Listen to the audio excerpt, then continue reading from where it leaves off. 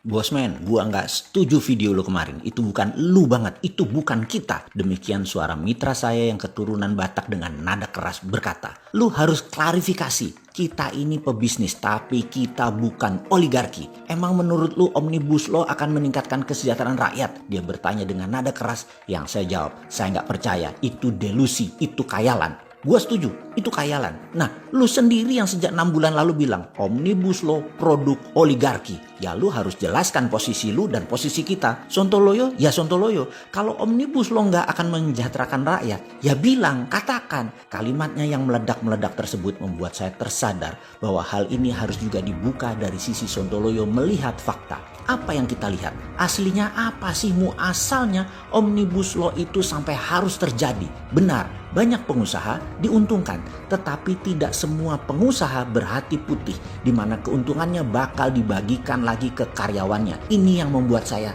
tersadar. Kita tahu, kita bicara kali ini bukan pengusaha UKM, tetapi pengusaha yang non UKM yang hanya 3%, tetapi mereka menguasai 50% peredaran uang serta kendali ekonomi makro Indonesia. Mereka diuntungkan oleh Omnibus Law, tetapi apakah mereka peduli dengan karyawan, buruhnya, dan hatinya putih? Maka kalau boleh saya jawab jujur, sedikit sekali yang hatinya putih. Mereka dengan Omnibus Law akan semakin kapitalis. Kapitalis elitis, yaitu mereka para oligarki dan BUMN. Betul, keduanya elitis yang diuntungkan amat sangat dengan Omnibus Law ini. Rakyat di bawahnya bagaimana? Rakyat hanya menunggu kebaikan mereka. Sekali lagi, bukan hak yang akan didapat, tetapi menunggu kebaikan. Yang kalau bosnya nggak baik, makan tuh sandal. Gigit jari datul rakyat jelata. Ini kan anjrit banget. Jadi kita kembali ke asal muasal Omnibus Law yang terpaksa deh kita buka juga daripada disimpan.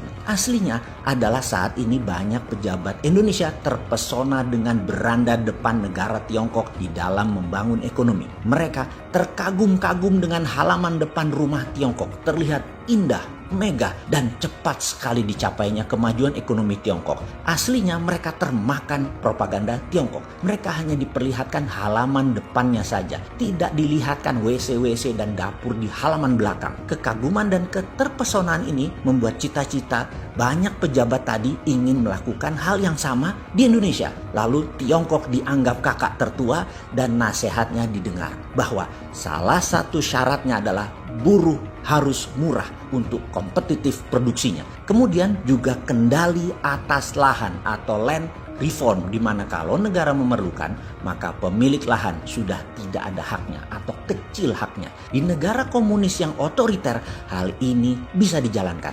Namun di negara demokrasi suara rakyat jadi tertindas. Makanya perlu perlindungan hukum.